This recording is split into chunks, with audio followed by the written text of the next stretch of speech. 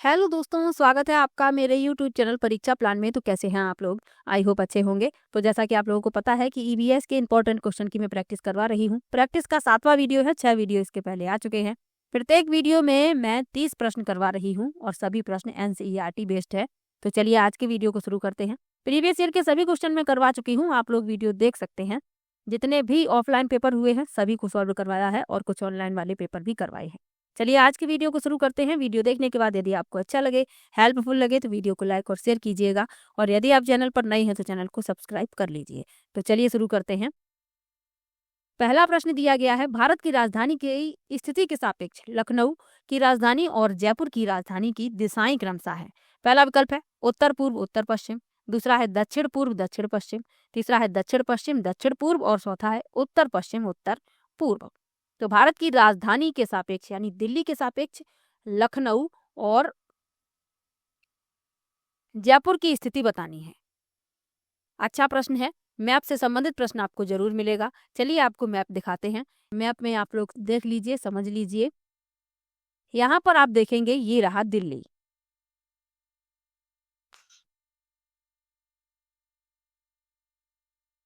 दिल्ली के सापेक्ष आपको लखनऊ की दिशा बतानी है, तो ये दक्षिण पूर्व दिशा में है और जयपुर जो है ये दक्षिण पश्चिम दिशा में है। चलिए विकल्प देख लेते हैं। दूसरा विकल्प इसमें उत्तर हो जाएगा दक्षिण पूर्व और दक्षिण पश्चिम।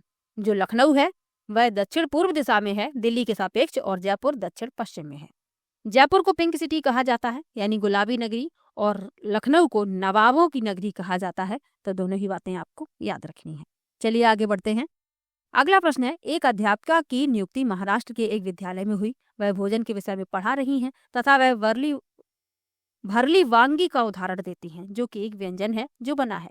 पहला विकल्प है छोटे छोटे भरवा बैंगन से, दूसरा है सादा दाल का दम पुख्त, तीसरा है ताजी पोमफ्रेट मछलियों का मलाईदार व्यंजन और चौथा है आलू फूल गोभी तथा टमाटर की करी।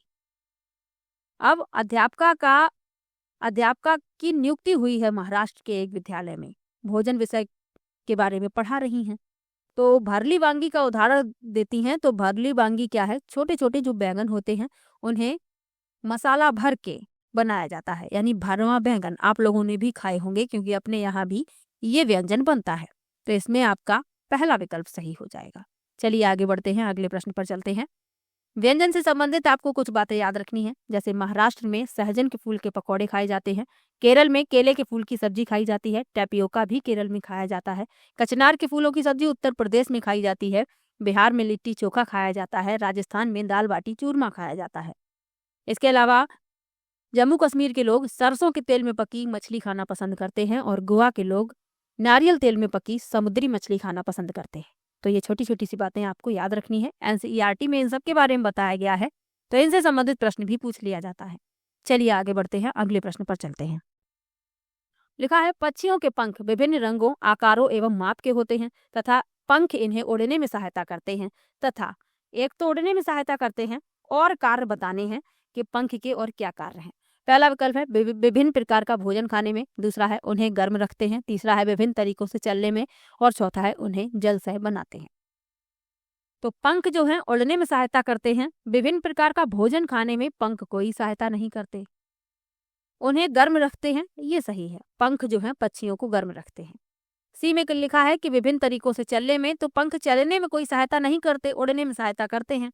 और डी कह रहा है उन्हें जल सह बनाते हैं। तो बी और डी सही है। बी विकल्प इस प्रश्न का उत्तर हो जाएगा। जो पंख होते हैं उन्हें उड़ने में सहायता करते हैं, उन्हें गर्म भी रखते हैं और जलरोधी बनाते हैं यानी जल को पीछे हटाकर तैरने में सक्षम बनाकर जल में रहने वाले पक्षियों के लिए उत्प्लावकता में सहायता करते हैं। तो बी और डी इसमें सही है, बी विकल्प सही हो जाएगा। चलिए आगे बढ़ते हैं। जो पशु अंडे देते हैं तथा उनकी निम्नलिखित विशेषताएं होती हैं, यानी जो अंडे देते हैं उनकी कुछ विशेषताएं होती हैं, उनके बारे में बताना है। पहला विकल्प है उनके बाहरी कान एवं शरीर पर बाल होते हैं, दूसरा है उनके आंतरिक कान एवं शरीर पर बाल होते हैं, तीसरा है उनके बाहरी कान होते हैं एवं शरीर पर बाल होते हैं, बाल नहीं होते हैं, और चौथा है उनके आंतरिक कान एवं शरीर पर बाल होते हैं। अब सबसे पहले आप कुछ उदाहरण मन में सोचिए जो अंडे देते हैं। जैसे सर्प है, मगरमच्छ है, कछुआ है, छिपकली है, ये सभी अंडे देते हैं। अब ना तो इनके बाहरी कान होते हैं, पक्षियों के बारे में भी आप उदाहरण ले सकते हैं, ना तो इनके बाहरी कान होते हैं और ना ही इनके शरीर पर बाल होते हैं। इनके पास कान तो होते हैं लेकिन आंतरिक कान होते हैं, बाहरी कान नहीं होते हैं। पक्षियों के भी बाहरी कान नहीं होते हैं और ना ही शरीर पर बाल होते हैं। तो बी विकल्प इसमें सही हो जाएगा। जो अंडे देते हैं उनके आंतरिक कान होते हैं एवं शरीर पर बाल नहीं होते। अब जो बच्चे पैदा करते हैं उनके बाहरी कान होते हैं और शरीर पर बाल भी होते हैं। दोनों ही बातें आपको याद रखनी है। अब जो बच्चे पैदा करते हैं उनके उदाहरण देख लीजिए। सबसे पहले तो आप मनुष्य को ही देख लीजिए। मनुष्य के पास बाहरी कान है, शरीर पर बाल भी होते हैं। इसके अलावा गाय है, भैंस है, बकरी है, कुत्ता है, बिल्ली है, ये सभी बच्चे पैदा करते हैं। इनके बाहरी कान होते हैं और शरीर पर बाल भी होते हैं। तो ये उदाहरण भी साथ में आप याद रखिए और ये 2 महत्वपूर्ण तथ्य हैं जो आपको याद रखने हैं। चलिए आगे बढ़ते हैं, अगले प्रश्न पर चलते हैं। उस पहली भारतीय महिला का नाम जिन्होंने एवरेस्ट पर्वत की चोटी पर कदम रखा और राष्ट्रीय ध्वज गाड़ा तथा कई फोटो भी खींची। पहला विकल्प है कर्णम मल्लेश्वरी, दूसरा विकल्प है सुनीता विलियम्स, तीसरा है सूर्यमणि और चौथा है बछेंद्री पाल। तो उस पहली भारतीय महिला का नाम बताना है जिन्होंने एवरेस्ट की चोटी पर कदम रखा, तो वह हैं बछेंद्री पाल।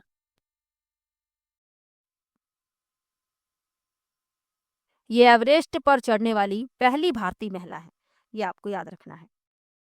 इनका जन्म 24 मई 1954 को उत्तर भारतीय राज्य उत्तराखंड में उत्तरकाशी जिले के नकुरी गांव के एक भोटिया परिवार में हुआ था।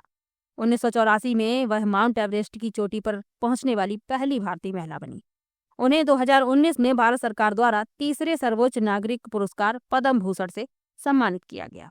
तो ये आपको याद रखना है। अब और विकल्प लिखे हुए हैं। कर्णम मल्लेश्वरी जो है ये वेट लिफ्टर है। सुनीता विलियम्स अंतरिक्ष में जाने वाली भारतीय मूल की दूसरी महिला है और सूर्यमणि कुडुख आदिवासी समाज से संबंध रखती हैं और इन्होंने जंगल बचाओ आंदोलन में महत्वपूर्ण योगदान दिया।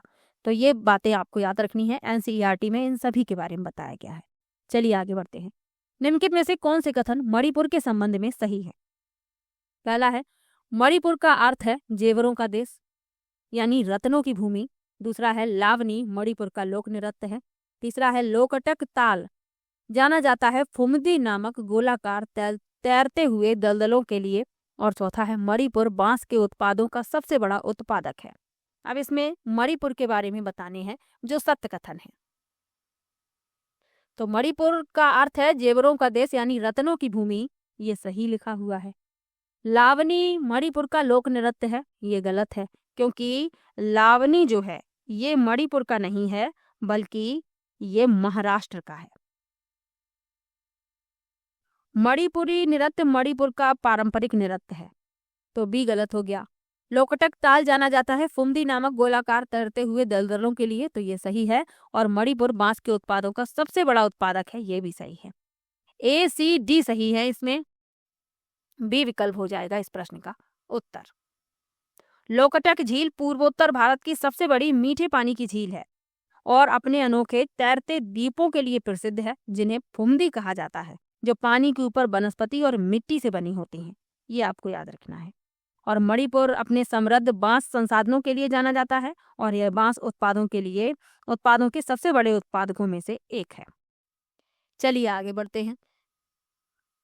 कार्य ऐसी चीज है जो हम करते हैं। पहला है यश कमाने के लिए, दूसरा है मनोरंजन के लिए, तीसरा है अपने को व अन्य लोगों को सहारा या भरण पोषण के लिए और चौथा है ऊर्जा बचाने के लिए। तो कार्य ऐसी चीज है जिसे हम करते हैं, क्यों करते हैं? अपने को और अन्य लोगों को सहारा यानी भरण पोषण के लिए, जो अपने लोग होते हैं, अपने परिवार के लोग होते हैं, और अपने स्वयं के लिए भरण पोषण के लिए और अपने लोगों के लिए लोग कार्य करते हैं। उस कार्य से उन्हें पैसे मिलते हैं जिससे उनका भरण पोषण होता है। सी विकल्प इसमें सिर्फ सही है,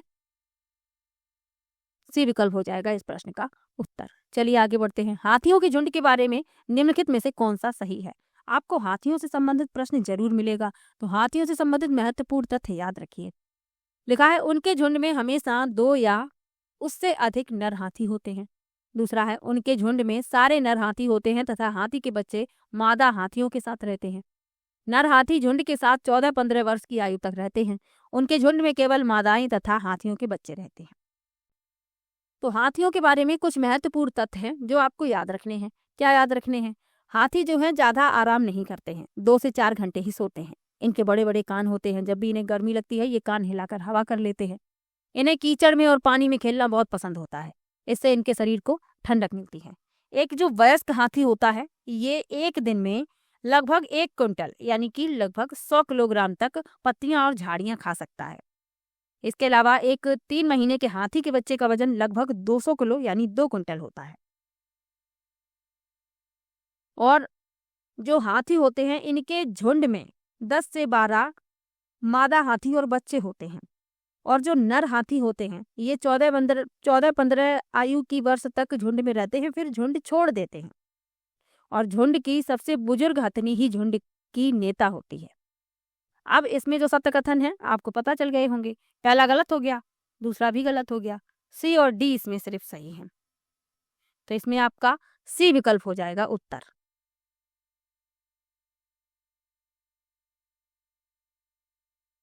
इसमें आपका सी विकल्प उत्तर है।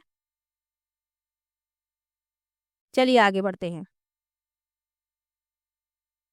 कक्षा 5 की पाठ्य पुस्तक में गोलकोंडा किले का मानचित्र दिया गया। इस पर दाहिने नीचे की ओर पैमाना छपा है।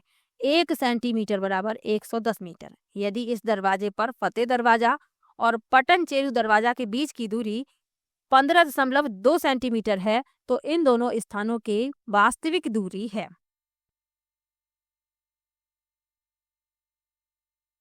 तो हमें दी गई है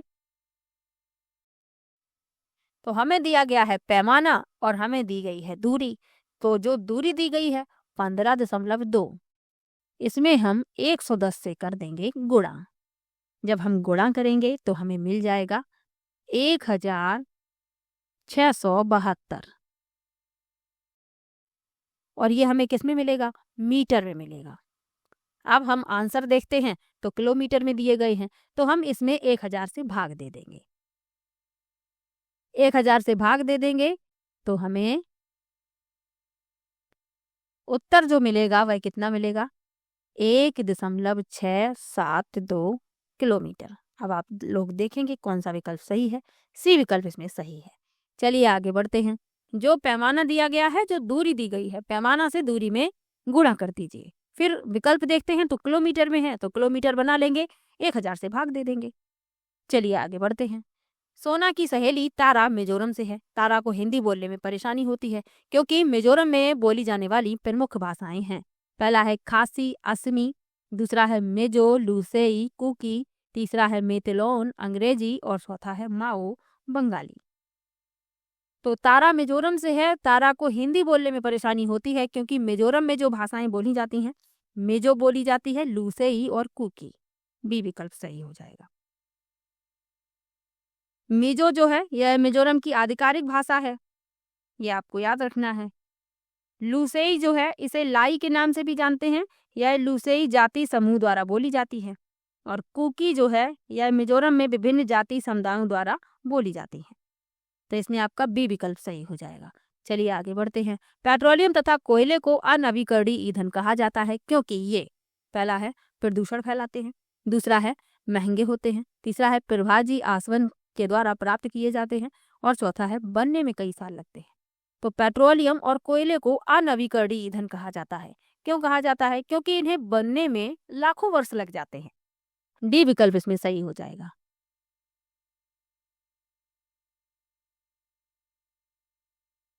चलिए आगे बढ़ते हैं। पर्वतारोही अपने साथ ऑक्सीजन सिलेंडर ले जाते हैं क्योंकि उन्हें इसकी जरूरत होती है।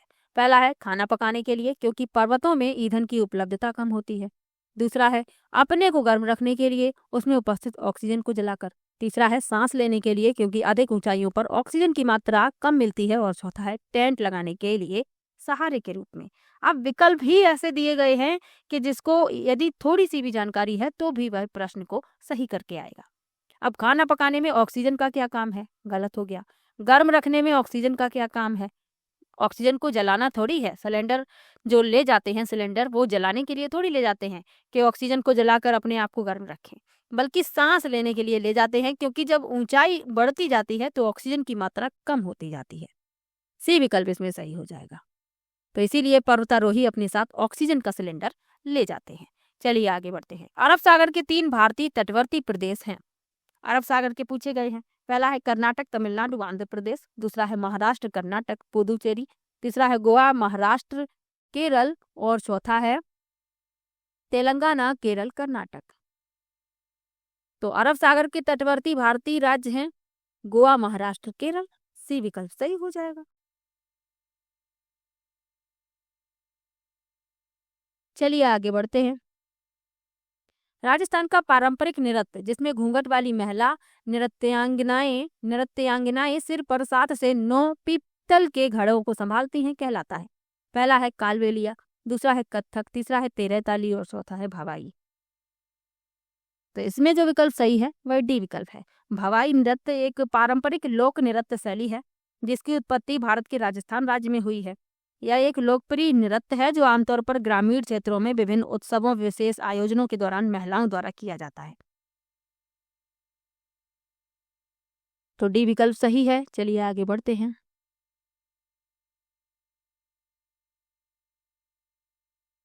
कालबेलिया जो है, ये कालबेलिया जो लोग होते हैं उनके द्वारा किया जाता है। इसमें सर्प की मुद्राएं होती हैं। कथक जो है ये उत्तर प्रदेश का शास्त्रीय नृत्य है। और तेरह ताली जो है इसका संबंध भी राजस्थान से है, तो ये भी आपको याद रखना है।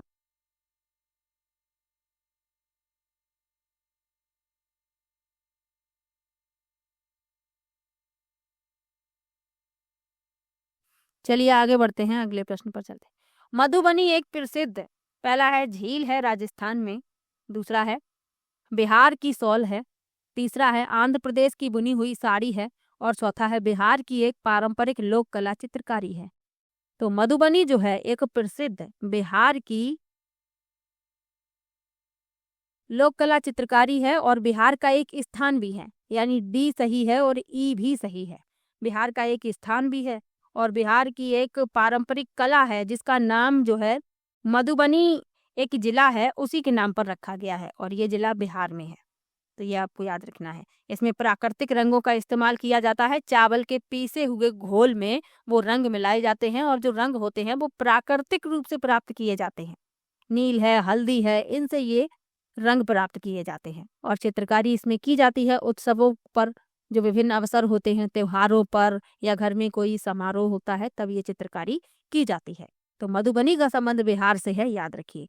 तो इसमें डी और ई सही हैं, इसमें आपका डी विकल्प हो जाएगा सही। चलिए आगे बढ़ते हैं। अगला प्रश्न दिया गया है, निम्नलिखित में से उस शहर को चुनिए जहां के अधिकांश लोग इलायची और बादाम डाला हुआ गर्म कहवा पीना पसंद करते हैं। पहला है शिल्लोंग, दूसरा है मैसूर, तीसरा है हैदराबाद और चौथा है श्रीनगर। तो पहले भी ये प्रश्न मैंने लिया है।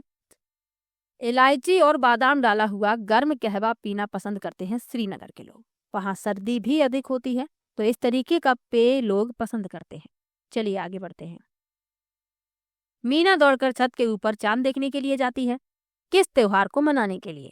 पहला विकल्प है नुआखाई, दूसरा है पोंगल, तीसरा है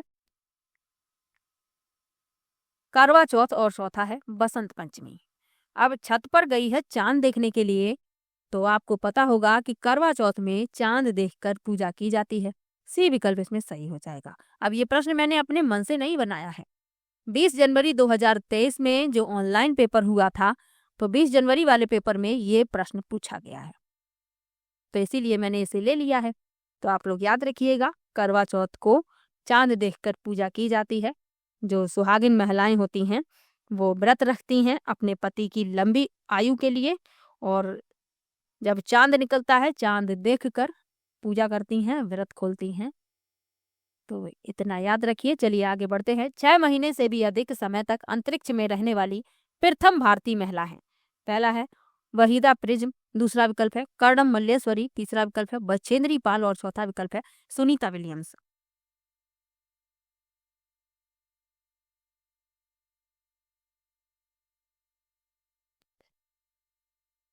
तो इसमें जो आपका विकल्प सही है, डी विकल्प सही है, सुनीता विलियम्स। ये अंतरिक्ष में जाने वाली भारतीय मूल की दूसरी महिला है। अब आपसे पूछ लिया जाए पहली महिला कौन है, तो भारतीय मूल की पहली महिला है कल्पना चावला, जो अंतरिक्ष में गई थी। लेकिन इसमें क्या पूछा गया है 6 महीने से भी अधिक समय तक अंतरिक्ष में रहने वाली प्रथम भारतीय महिला, तो ये सुनीता विलियम्स हैं। डी विकल्प इसमें सही हो जाएगा। ये भारतीय मूल की अमेरिकी अंतरिक्ष यात्री हैं, ये आपको याद रखना है।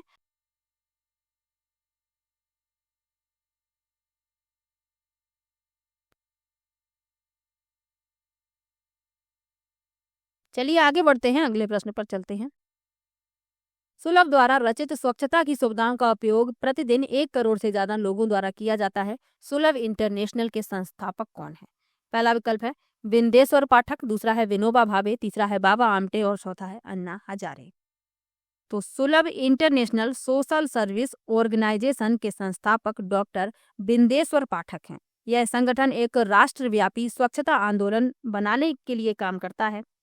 उनके योगदान से लाखों गंभीर रूप से वंचित गरीबों के जीवन में एक महत्वपूर्ण अंतर आया है, जो शौचालय का खर्च नहीं उठा सकते थे और जो व्यक्ति मैनुअल मैला ढोने वाले के रूप में काम करते थे, और इसलिए समाज में उनकी निम्न जाति के कारण गंभीर भेदभाव का सामना करना पड़ता था।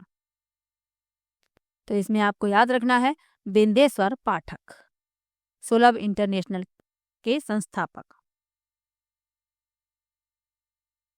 चलिए आगे बढ़ते हैं। वाष्पन के कारण शीतलन की प्रक्रिया तब धीमी होती है जब वायुमंडल का ताप, पहला विकल्प है बढ़ता है और वायु के बहने की चाल अधिक होती है, दूसरा है बढ़ता है और वायु के बहने की चाल कम होती है, तीसरा है घटता है और वायु के बहने की चाल कम होती है, और चौथा है घटता है और वायु के बहने की चाल अधिक होती है। तो वाष्पन के कारण शीतलन की प्रक्रिया तब धीमी होती है जब वायुमंडल का ताप घटता है और वायु के बहने की चाल कम होती है। सी विकल्प हो जाएगा इस प्रश्न का उत्तर। वाष्पीकरण क्या है? जो तरल को गैस में बदलने की प्रक्रिया को संदर्भित करता है। वाष्पीकरण सीधे सतह क्षेत्र और तापमान के लिए आनुपातिक होता है। उच्च सतह क्षेत्र और उच्च तापमान वाष्पीकरण की दर अधिक होती है। जब उच्च सतह क्षेत्र और उच्च तापमान होता है तो वाष्पीकरण की दर कैसी होती है? अधिक होती है, ये आपको याद रखना है। और वाष्पीकरण को प्रभावित करने वाले कारक हवा की नमी, हवा की गति, तरल का सतह क्षेत्र और तापमान, तो ये भी याद रखिए। चलिए आगे बढ़ते हैं। घर हमें गर्मी, सर्दी, बरसात एवं धूल से बचाता है। कारवां यानी कैरेवेन पर एक घर होता है। पहला विकल्प है पहियों, दूसरा है नाव, तीसरा है बर्फ और चौथा है रेल की पटरियों। तो कारवां जो होता है ये पहियों पर एक घर होता है। पहला विकल्प सही हो जाएगा। गतिशील घर कहते हैं जिसे। इसमें एक सामान्य घर की सभी बुनियादी आवश्यकताएं होती हैं, तो ये भी याद रखिए। चलिए आगे बढ़ते हैं। निम्नलिखित में से भारत के केंद्र शासित प्रदेशों का युगल चुनिए, यानी जिसमें दोनों ही केंद्र शासित प्रदेश हैं वह हमें बताना है। पहला है नागालैंड और मिजोरम, दूसरा है त्रिपुरा और झारखंड, तीसरा है झारखंड और चंडीगढ़ और चौथा है लद्दाख और जम्मू कश्मीर। तो जिसमें दोनों ही केंद्र शासित प्रदेश हैं वह है लद्दाख और जम्मू कश्मीर। डी विकल्प सही हो जाएगा। ये दोनों ही केंद्र शासित प्रदेश हैं। वर्तमान में भारत में 28 राज्य और 8 केंद्र शासित प्रदेश हैं। 8 केंद्र शासित प्रदेश कौन कौन से हैं? राष्ट्रीय राजधानी दिल्ली, अंडमान निकोबार द्वीप समूह, दादरा और नगर हवेली, दमन और दीव, चंडीगढ़, लक्षद्वीप, लद्दाख, पुडुचेरी और जम्मू और कश्मीर। तो ये आपको 8 केंद्र शासित प्रदेश याद रखने हैं। चलिए आगे बढ़ते हैं। पृथक्करण की प्रक्रिया में बाजरे का कौन सा भाग ओखली में पीसने के लिए प्रयोग किया जाता है? पहला है तने, दूसरा है सीड यानी बीज, तीसरा है बाली और चौथा है फूल। तो बाजरा जो है, इसमें पूछा गया है कि बाजरे का कौन सा भाग ओखली में पीसने के लिए प्रयोग किया जाता है, तो वह होती हैं बालियां। बाली जो होती है जिसमें जो दाने होते हैं वो लगे होते हैं। इनको सुखाया जाता है, फिर इन्हें ओखली में कूटा जाता है। कूटने की प्रक्रिया में बाजरे के बीज जो होते हैं बाली से अलग होते हैं। तो बालियों की पहले कुटाई की जाती है, उनसे बीज अलग किए जाते हैं। तो इसमें आपका सी विकल्प सही हो जाएगा। चलिए आगे बढ़ते हैं। अगला प्रश्न है, वे जगह जहां तापमान अक्सर 0 डिग्री सेल्सियस से नीचे नहीं गिरता है, नहीं का विशेष रूप से ध्यान रखिएगा, उनके नाम हैं। पहला है कानपुर रायपुर, दूसरा है लेह लद्दाख, तीसरा है जोशीमठ मनाली, और चौथा है केदारनाथ अमरनाथ। अब जहां पर तापमान टेम्परेचर 0 डिग्री सेल्सियस से नीचे नहीं गिरने की संभावना है, वह है कानपुर और रायपुर। सर्दी तो यहाँ पर होती है, लेकिन इतनी सर्दी नहीं होती कि तापमान 0 डिग्री सेल्सियस से भी नीचे चला जाए। ठंड बहुत होती है यहाँ पर भी, लेकिन तापमान 0 डिग्री सेल्सियस से नीचे नहीं जाता। बाकी सब जगह संभावना है सर्दियों में तापमान 0 डिग्री सेल्सियस से नीचे चला जाता है। तो इसमें आपका पहला विकल्प सही हो जाएगा, क्योंकि नहीं पूछा गया था। चलिए आगे बढ़ते हैं। एक रसोइया बिरयानी बना रहा है तथा वह चावल व पानी को अलग करना चाहता है। वह कौन सी विधि का प्रयोग करेगा?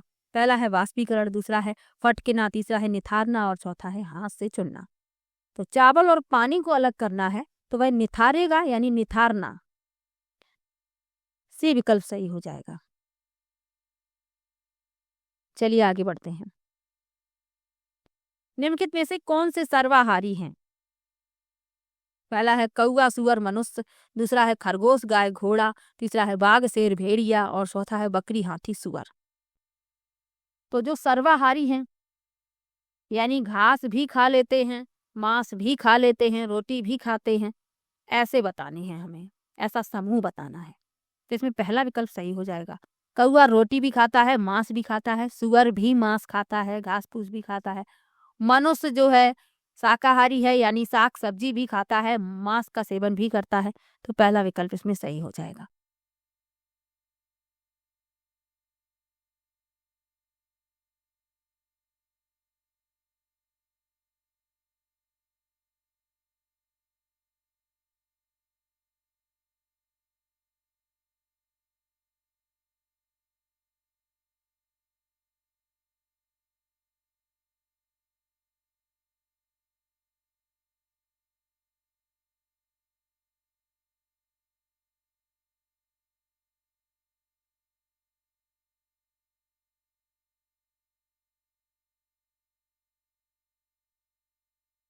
अगला प्रश्न है, निम्नलिखित में से कौन सा डिजाइन सौराष्ट्र गुजरात में रंगोली और कढ़ाई के लिए प्रयोग किया जाता है? पहला है चौक पूरना, दूसरा है नांग गुम्फन, तीसरा है मंदाना और चौथा है आरीपन।